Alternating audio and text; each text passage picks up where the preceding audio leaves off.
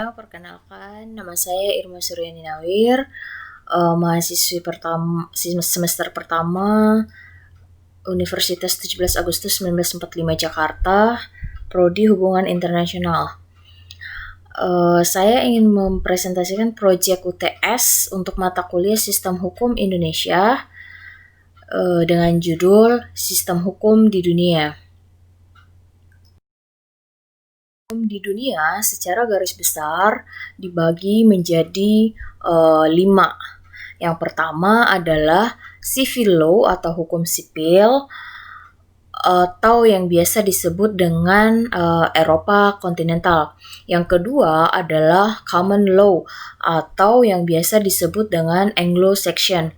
Yang ketiga adalah customary law atau hukum adat. Hukum adat ini berasal dari terjemahan bahasa Belanda yaitu adatrecht. Nah, yang keempat religious law atau hukum agama. Dan yang terakhir adalah mixed law atau hukum campuran. Kita akan masuk ke pembahasan pertama yaitu civil law atau hukum sipil atau yang tadi kita sebut dengan sistem hukum Eropa kontinental. Nah, hukum sipil adalah sistem hukum yang banyak digunakan oleh negara-negara di seluruh dunia. Pada prinsipnya, hukum sipil diorganisasikan melalui otoritas legal yang tersemat melalui kode-kode tertulis. Hukum sipil berasal dari hukum Romawi Jerman. Pada masa pemerintahan Kaisar Justianus. Nah, hukum sipil ini diterapkan di benua Eropa, Amerika Tengah, Amerika Selatan, dan beberapa negara lainnya.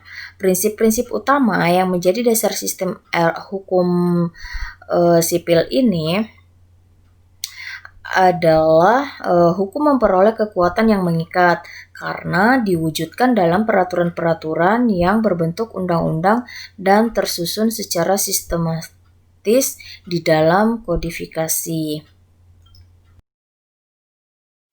Adalah common law atau sistem hukum Anglo-Saxon. Nah, berlawanan dengan kodifikasi hukum di hukum sipil, pada sistem common law, jurisprudensi adalah sumber hukum utama dan ia menganut doktrin sistem preseden.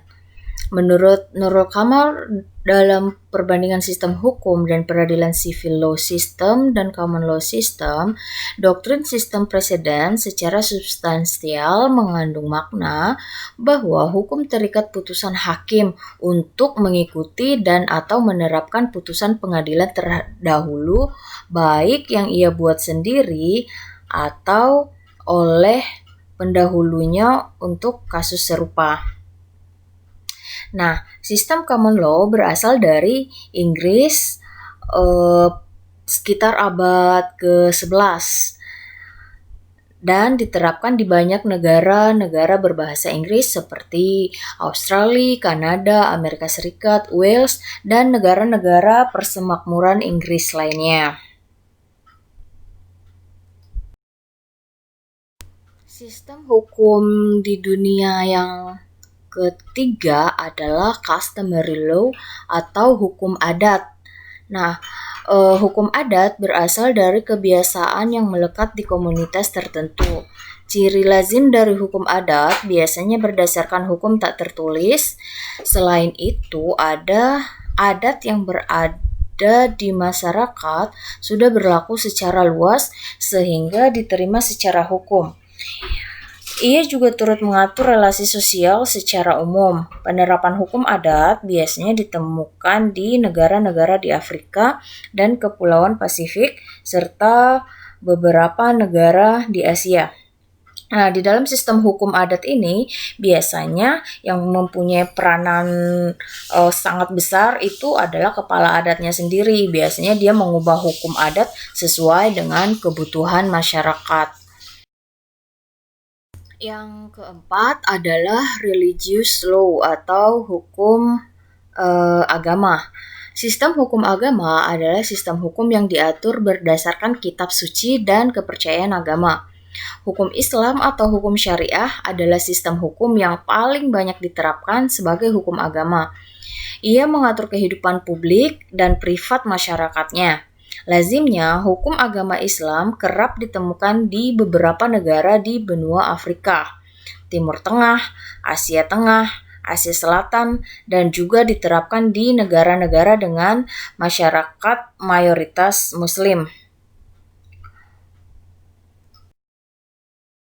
Hukum di dunia yang terakhir adalah mixed law atau hukum campuran. Hukum campuran merujuk pada kombinasi berbagai elemen hukum legal yang telah dipaparkan di atas. Hukum campuran juga dikenal dengan sebutan hukum pluralistik. Ia menggabungkan beberapa sistem legal seperti hukum sipil, hukum adat, dan hukum agama. Hukum campuran kerap ditemukan di negara bekas jajahan yang selepas kemerdekaannya masih mempertahankan beberapa elemen hukum kolonial dan menyesuaikannya dengan konteks masyarakat saat itu. Beberapa sistem hukum campuran dapat ditemukan di negara bagian Louisiana yang menggabungkan antara hukum sipil dan common law. Demikian juga Afghanistan yang mencampurkan antara hukum sipil, hukum adat, dan aturan syariah.